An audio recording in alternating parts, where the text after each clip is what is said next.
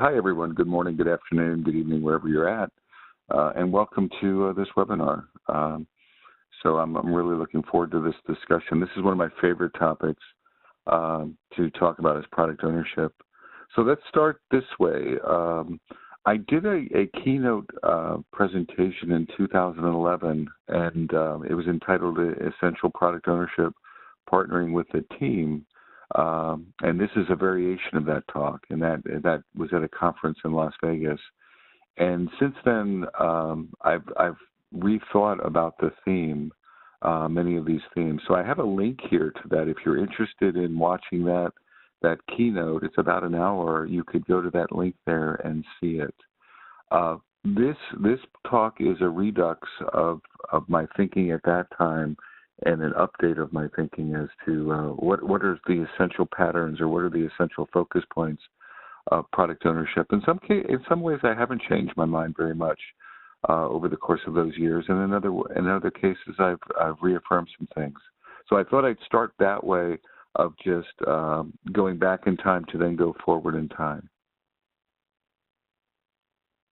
A couple of bookkeeping items just from a terminology perspective. When I say product owner, I'm really using it in a very general sense for this talk. It could be a customer, could be a business analyst, could be a stakeholder, could be a product manager, any requirement provider. So the term product owner is Scrum-centric, but I'm really very generalizing the role in it. Anyone who's feeding asks, anyone who's feeding requirements to an Agile team, for the point of this talk, they're a product owner. And just keep that in the back of your mind. So don't get stuck on Scrum, I guess is the point of this slide. And I'm trying to be agnostic, so it's not, I'm trying to talk to a broader whole team view. So I hope there's some non-product owners listening in, and I hope there's some folks from non-Scrum. So maybe some Kanban folks or whatever, or extreme programming folks who are listening in, because I'm trying to be agnostic across methodologies and across roles. So really the emphasis here for this talk is a whole team view, where the entire team collaborates, elaborates, delivers on value and delivers on quality. So sort of keep those premises in the back of your mind as we move forward. Just a question I'm going to pose. It goes back to the title of it takes a village, and but I want to set it up that does it really take a village? So there's a question, and we'll go through it through the talk, and then we'll come back to this slide and try to answer that question. So the who owns the backlog? Is it a village concept, or is it the Highlander? Is it there can be only one product owner? Very early on in Scrum, or very early on in the product owner literature, and it's still to some degree that today, there's a reference to that there is one. I remember Ken Schwaber, years ago talked about a single ringable neck. Now we've gotten away from that terminology, but the reason I bring it up is it was a single person. It was a single product owner. I want to challenge those views a little bit or see where we go. But that's the open question. Is product ownership a village, or is it a single individual? Or perhaps maybe it's somewhere in between. I'm not sure, but we'll see where that goes. This workshop this webinar is a series of patterns that I want to amplify.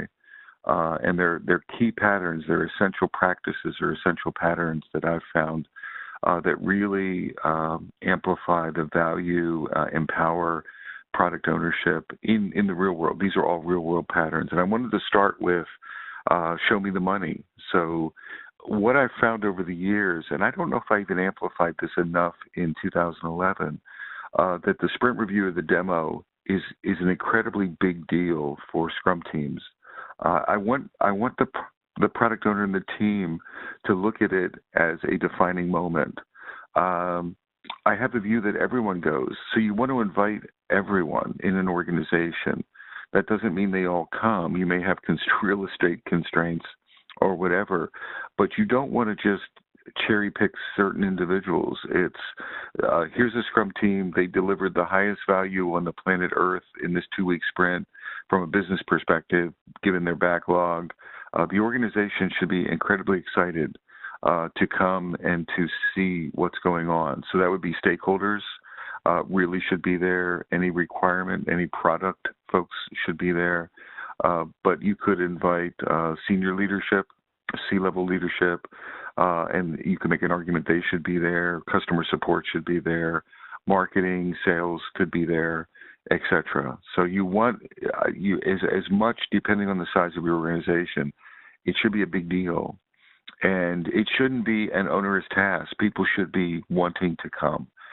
You should almost be beating them away at the door. That should be the mindset, that it's a big deal. We have great value to show, and the organization should be excited about getting into the room and taking a look at what the team has done over the past 2 or 3 weeks, or over the past sprint or the iteration. You want to be looking for 360-degree feedback. So the team is giving feedback. The team is gaining confidence in the organization. So you're showing software, and one direction of the feedback is getting it from the audience, getting it from stakeholders. And you want to get that. Are we on track or are we not on track?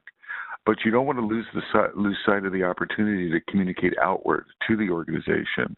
For example, connecting the dots. One of the most important things you can do in a demo is talk about coming attractions. Connect the dots to the last sprint demo, and then bring it to this sprint demo, and then talk about the future and confirm that the team is on track.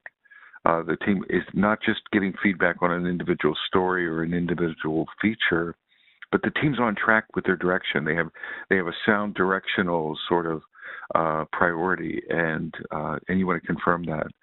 Or if not, you want to be making immediate adjustments. I mean, part of the feedback is not just listening, but what are you going to do with it, and immediately doing something. I love it when a team listens to feedback in a sprint review, and occasionally, this may not be always possible, but let's say the CEO gives the team feedback in a sprint review, in a demo, and they immediately in the next sprint make changes to that feedback. And I sometimes joke that it's throwing the CEO a bone.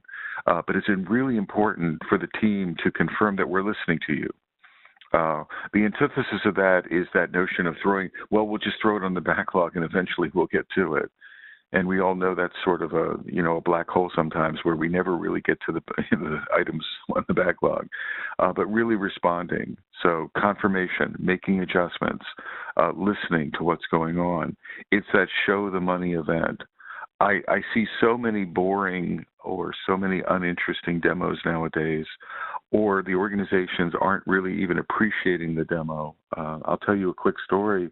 I was with a client, maybe a few years ago, and the C-level team wanted the product owner to record the demo, and the product owner would go through the demo and record it.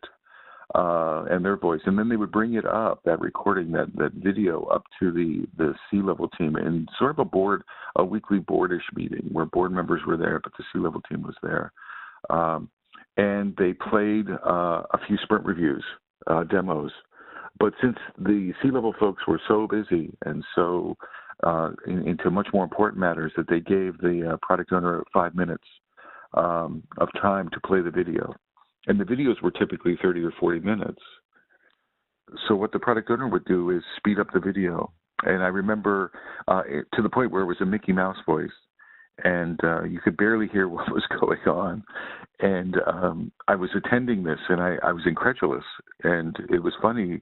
The leadership in the meeting asked me what I thought. And unfortunately, I told them what I thought. I'm like, you need to take this much more seriously. You need to give it time. You need to have the team here. The team needs to hear your feedback, not just get the product owner coming back and telling them the reaction. If you only have 5 minutes, then go redo your schedule. But don't even fake it. This is important. It's important stuff. So that's the show me the money mindset that we want to get. And product owners play such a fun